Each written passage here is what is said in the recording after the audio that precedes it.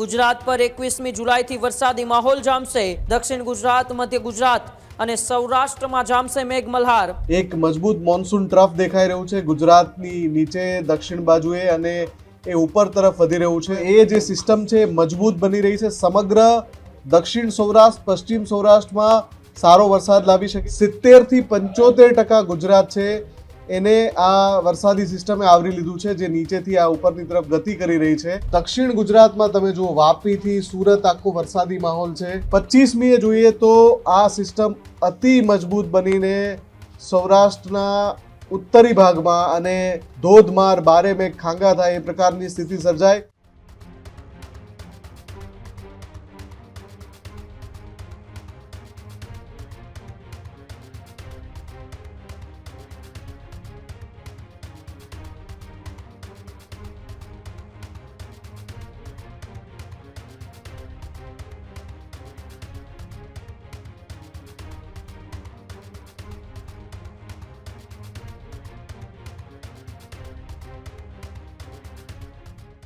એક સારા સમાચાર ગુજરાત માટે સામે આવ્યા છે।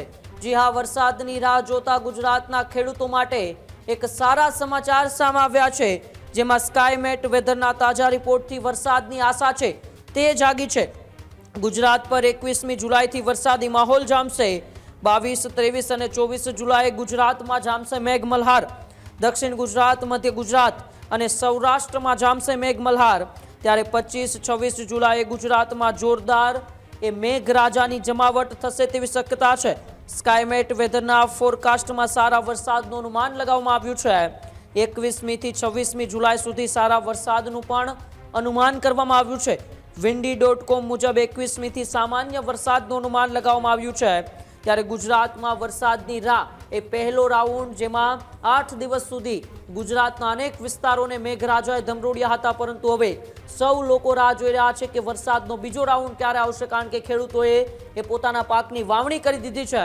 ત્યારે વરસાદના બીજા રાઉન્ડની સૌ લોકો રાહ જોઈ રહ્યા છે। ત્યારે હવે વરસાદના બીજા રાઉન્ડનો એ તાજા રિપોર્ટ સામે આવ્યો છે, જેમાં 21મી જુલાઈથી વરસાદી માહોલ જામવાનો છે। ત્યારે એ જે રીતે windy.comનો મેપ બતાવી રહ્યો છે કે આગામી દિવસો અને આગામી બીજો રાઉન્ડ વરસાદનો ગુજરાતની અંદર કેવો રહેવાનો છે, તેનું એનાલિસિસ સાથે મારા સહયોગી મુફદ્દલ કપાસે windy.comનું જ્યારે એનાલિસિસ કર્યું, ત્યારે એનાલિસિસમાં શું સામે આવ્યું, આવો આપણે એનાલિસિસ જોઈએ।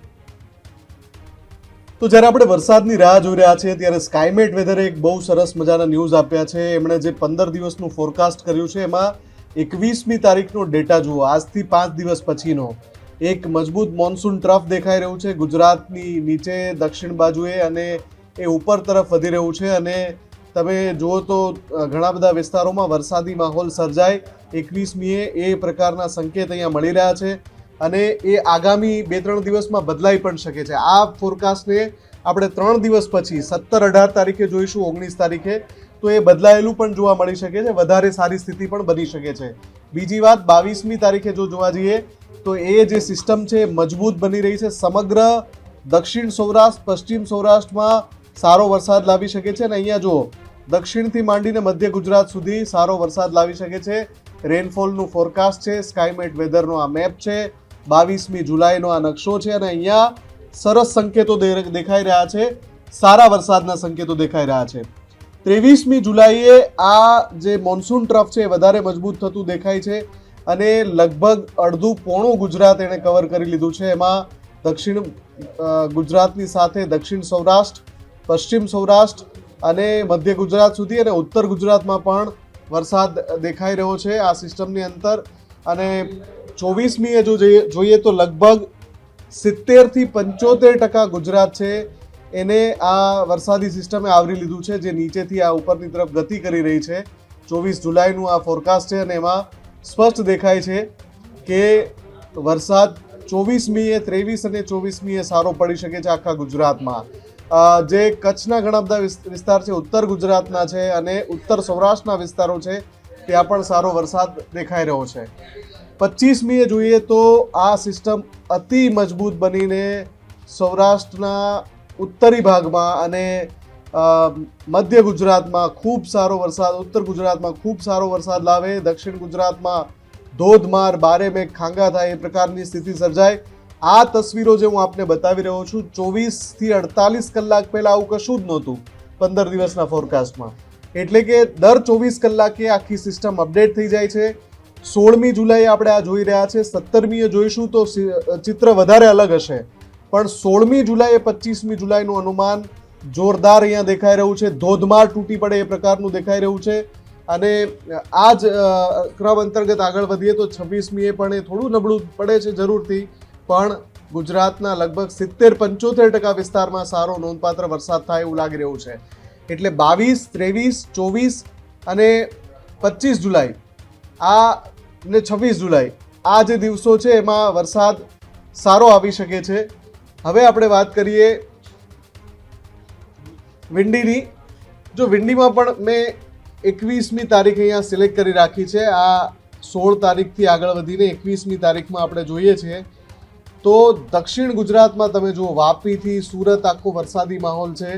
અને ત્યાંથી મધ્ય ગુજરાતમાં અમદાવાદ હોય, ગોધરા હોય, ઉત્તર ગુજરાત તરફ જઈએ મહેસાણા અને છેક સાબરકાંઠા, બનાસકાંઠા તરફ, અને આ બાજુ અહીંયા પણ ઉત્તર સૌરાષ્ટ્રમાં પણ લાગે છે થોડો વરસાદી માહોલ. ને જે દક્ષિણી વિસ્તાર છે સૌરાષ્ટ્રનો, ત્યાં પણ દરિયાકાંઠાના વિસ્તારમાં વરસાદ પડી શકે છે.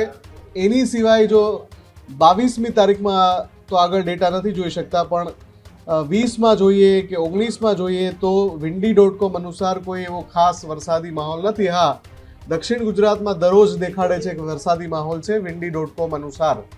પણ જે સારા સમાચાર જે મળી રહ્યા છે એ સ્કાયમેટ વેધરે આપ્યા છે.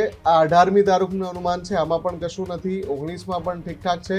હા, એ સિસ્ટમ દેખાય છે કે ઉપર તરફ વધી રહી છે, પણ એનો પ્રભાવ 21મી જુલાઈથી દેખાવાનું શરૂ થાય છે. એટલે જો આપણે 16મી જુલાઈએ છે તો હવે 3-4 દિવસ રાહ જોવી પડશે. અને એવું પણ બની શકે કે 48 કલાક પછી ચિત્ર આખું બદલાઈ ગયું હોય અને 20મી જુલાઈએ જ વરસાદ જોરદાર વરસવા લાગે. પણ જે સિસ્ટમની આપણે વાત કરી રહ્યા હતા કે 21, 22 કે 23 આસપાસ આવશે, સ્કાયમેટ વેધર અનુસાર એ સિસ્ટમ આવી રહી છે, વરસાદ લાવશે એવી આશા પ્રબળ બની છે. ખેડૂત ભાઈઓ છે ખેતરમાં ડ્રોન ઉડાવતા હોય છે ત્યારે આપણે એક પ્રશ્ન સતાવતો હોય છે કે જે આપણે અત્યાર સુધી જીપીએસ ટેકનોલોજીવાળા ડ્રોન વાપર્યા છે, જેથી કરીને મોબાઈલ ટાવર છે અથવા તો હાઈ ટેન્શન લાઇન પસાર થતી હોય, કોઈ વૃક્ષો હોય, ત્યારે જે જીપીએસ ટેકનોલોજીવાળા ડ્રોન છે એમાં ટકરાય અને ટ્રેસ થાય છે. પણ એગ્રીવન લાવ્યું છે GNSS ટેકનોલોજી ડ્રોન, જેથી કરીને એ ડ્રોન છે એ કોઈ જગ્યાએ ટકરાય નહીં, પોતાની રીતે જ ડિસિઝન લે છે અને મૂવ થઈ જાય છે. જેથી કરીને GNSS ટેકનોલોજી ડ્રોન છે એ વાપરવાનો આગ્રહ રાખો. હજુ સુધી તમે અમારી ચેનલને સબસ્ક્રાઇબ નથી કરી તો અત્યારે જ ન્યૂઝરૂમ ગુજરાતને સબસ્ક્રાઇબ કરો, ફેસબુક અને ઇન્સ્ટાગ્રામ પર ફોલો કરો.